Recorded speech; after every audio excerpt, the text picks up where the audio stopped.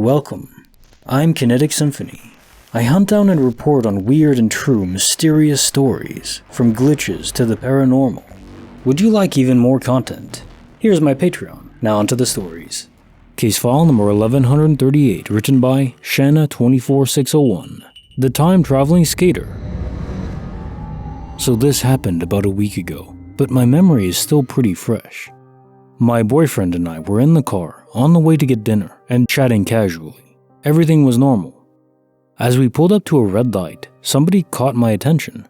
There was a guy, I'd say between 15 and 18 years old, walking on the sidewalk across the street. I noticed him because he looked like he was straight out of 2004. He was wearing baggy jeans, a gray beanie, and a black t-shirt over a long-sleeve white shirt. I thought it was funny, figured he was some kind of skater, and pointed it out to my boyfriend and made some joke about the guy being from the 2000s. We both agreed he looked out of place, and that's when we started joking that he must be a time traveler. I said something like, "He's probably thinking, 'Whoa, dude, where am I?' And as soon as I said it, the guy started to look around like he was confused. We were in a car and across a busy street from him. No way he heard us. We remarked that it was weird as we watched the guy look around confused for a few moments. Then we both looked away for no more than half a second. I don't remember why. And when we turned back, the guy was gone. At first we laughed and thought it was funny, but the more we looked, the more we realized he had nowhere to go, and he really just completely disappeared. I can't stress this enough, we barely looked away, and he had nowhere to go that we wouldn't be able to see him.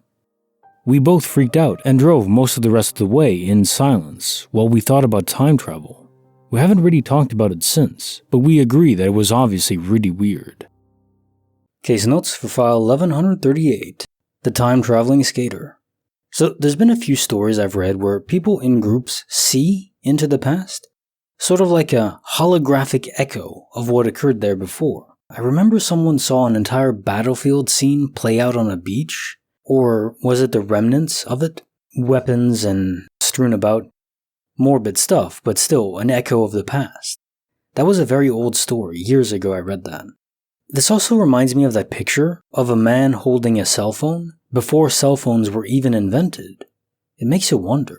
Even though technically time travel to the past, it shouldn't be possible. If it is possible, it would involve the multiverse to prevent paradoxes, similar to how the speed of causality, the fastest you can move in the universe, is hard limited, and it'll even warp. Like if you're going at 99.9% of the speed of light and then you have a flashlight on board and shine it, well, technically that light should be traveling faster than the speed of light then, right? Because it would have the momentum of the train as well that you're already on. If you're on a train and you throw a ball, that ball isn't traveling as fast as you throw it, it's traveling as fast as you throw it plus the momentum of the train that you're already on. It has that kinetic energy built in just by being there. So how does that work if you can't go faster than light? Well, the way Einstein solved this is relativity in time.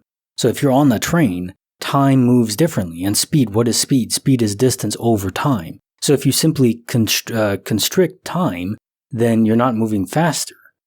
To your perspective, to the light's perspective, everyone will all agree that light always moves at the speed of light and nothing can ever go faster, no matter, even if you have built-in momentum already, because time just constricts. If you go 87% of the speed of light, if I recall, then time for you, in your local reference frame, will be moving half as fast as time outside of the whatever ship you're on. And the closer you get to the speed of light, the more it ramps up exponentially. It's not a linear curve. I just find that fascinating, that the universe has a built-in mechanism.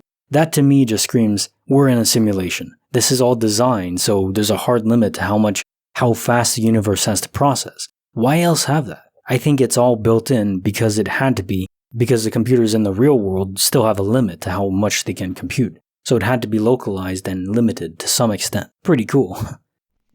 Case file number 1139, written by What a Pass by Jokic, The Quantum Washing Machine. So this happened earlier this morning, but it's still on everyone's mind here. I was doing the laundry and moving clothes from the washing machine to the dryer. While I was moving things over, I picked up my Optimus Prime shirt and put it in the dryer. Then one of my kids needed me in the kitchen, so I walked away. When I went back to the washing machine, I picked up the next item, and it was again my Optimus Prime shirt. I figured I'd just mistaken the first shirt or so, and threw it in there as well. A few items later, again one of my kids needed something, so I walked away, and when I got back, I again pulled out the same Optimus Prime shirt from the washing machine, and I said out loud, "What the hell, this is weird." And I threw that one in the dryer too. My oldest daughter walked in and asked what was going on, and I told her, and she looked in the dryer and she said there's 3 of the shirts in there. It's impossible as I only own one. So I go look in the dryer and yes, indeed, there's 3 identical shirts, all wet as well. My daughter gets excited and calls my wife to take a look to confirm we're not crazy. My wife takes a look and also sees the 3 identical shirts, and she knows I only own one as she bought it for me. My wife says she would take a picture, and she walks out of the laundry room to get her phone. While she was getting her phone, there's a loud bang coming from the laundry room, and we all quickly go back in there. Nothing seemed out of place or fallen, but when my daughter looked in the dryer, there's only one Optimus Prime shirt now. We emptied the dryer, but in the end, there was only a single shirt. Still no idea what happened there, but all 3 of us saw the multiple shirts. Case notes for file 1139, the quantum washing machine. The loud bang is the curious part. Before that point, I'd chalk it up to classic multiverse duplication, transport more like. What does the bang noise represent though? So when objects duplicate or fade back to their original universes, there's never a sound involved in any story I've read. There's a comment I read though on this story, suggesting a snap from the air vacuum collapsing after the objects disappeared, the shirts. Which makes a whole lot of logical sense, as every cubic square of the atmosphere is under constant pressure. If physical mass is occupying the atmosphere where it vanishes, it would indeed create a sound as all the air rushes in at, greater than the speed of sound, back in to fill the void of the shirt, or shirts that disappeared. Now, it's not a lot of mass, but it's enough where there would be a crack basically from this speed of sound being broken, similar to the sound of a whip. Actually, this suggests that the objects in question vanish without first derendering. So I assume in the cases where objects derender and went out of sight and there's no sound, the surrounding mass, including the atmosphere itself, is also just not rendered. In that way, there'd be no air pocket burst or noise. So for some reason, everything was still rendering there in real time.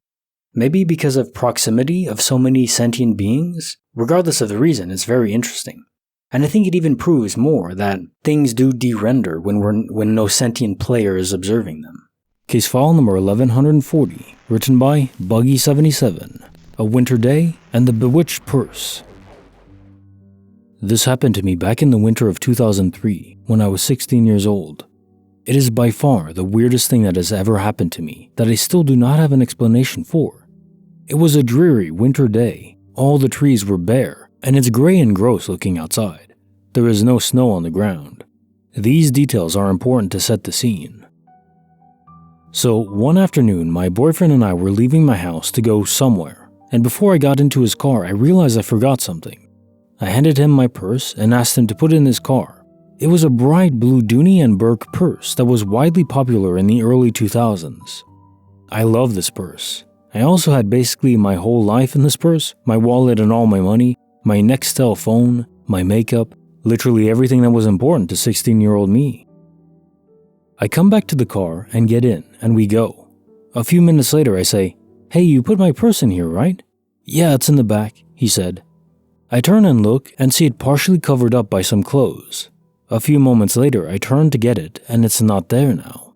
I'm looking everywhere. Eventually I tell him to pull over, because the purse isn't here. So we pull over and tear the car apart. It's not there. I'm upset and ask, "Didn't you put it in the car?" He of course is upset too and swears he did. I swear that he even saw it in the back too. So we went back to my house, figuring it must have fallen out. We get back and start searching everywhere. Everywhere in the driveway, the road, my front yard, etc. My house and the driveway was not very big, so it's not a big space it could be lost in. At some point, my dad comes out from all the commotion and starts to look. We literally looked everywhere, and it's nowhere to be found. After about 10 minutes of looking, I start to give up. I was very upset, thinking how I'll never be able to replace my phone, all my money, etc. I sit down in my driveway and then the weirdest feeling comes over me. I can only describe it as a feeling of warmth and totally calm, and it's like a voice told me to calm down and just look up. I look up and the purse materializes in front of my eyes. It literally just appeared right in front of me on our rock ledge. I say out loud, "Oh, there it is," and very calmly and almost trance-like walk over to it. My dad and boyfriend are just shocked because it wasn't there a minute before. My dad was standing right there. Everything is in the purse. Nothing is out of sorts. No marks or dirt to indicate it fell off the car or anything. And the weirdest detail is that there is no way 3 people missed a bright blue purse in the middle of winter with no snow and no sun. It would have instantly stuck out against the backdrop of the day. I even remember seeing it in his car. No people walked by as we were looking. Our neighbors weren't home. Just no explanation for how it appeared in front of our eyes, almost like I willed it back to me. I'll never forget that feeling I had. I've never felt anything like that again. My boyfriend refused to discuss how the purse magically appeared after that. He was really freaked out and just kept saying how positive he was that he put the purse in his car. I no longer have that purse. In a weird twist of events, I sold it to a friend years later who told me a few months after that it went missing from her room and she never saw it again. Case notes for file 1140, A Winter Day and the Bewitched Purse. I really hate that, when people just shut down and refuse to even discuss an event like this. Are you kidding me? If something like this happened to me, where I saw an object rendered in real time and then de-render in front of my eyes, I'd never shut up about it. I guess it's a layer of fear from the uncertainty and questions it raises. Ah well. I mean, I did have a tennis ball de-render twice, but never in front of me. They just weren't in the places where they were supposed to be. I threw it, I didn't really see it vanish, it just didn't land.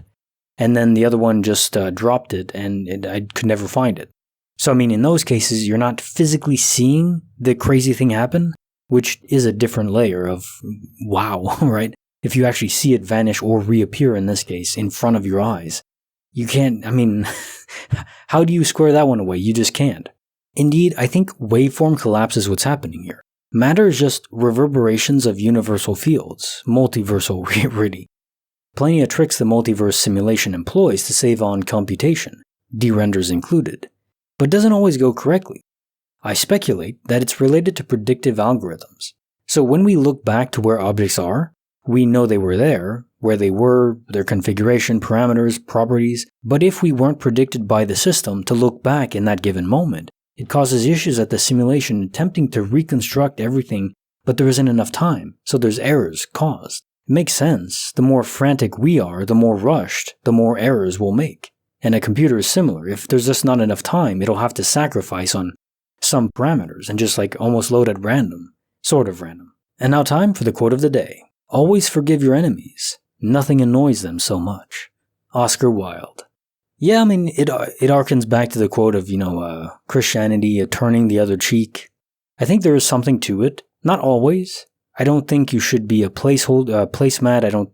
I'm not a pacifist, but I do think that there's a point that's reached where it's excessive, especially when you get like tribal warfare, family feuds that date back, or wars that go back so far, bad blood between people where they don't even know what caused it. They're just living in their parents' or grandparents' actions and what they were doing. It's almost traditional hate. It's not real. They don't know why. And also, I think forgiveness, to forgive someone properly, they have to deserve it. And how does someone deserve forgiveness? To me, it's 2 things. First, they genuinely apologize. They specifically say what they did wrong, and not couched in some, soft approach where they're not really saying what they did wrong. They're trying to apologize, but they're halfway in, halfway out. No, they need to fully apologize for what they did wrong in complete, explicit, specific terms, and then also take steps to never repeat it again. You can forgive someone once, maybe twice, but I'd say once. Give them another chance. And if they really truly take action, not just words, but action, never to repeat it again, then yeah, you can start to trust them again and forgive them. Those are the key approaches in my view.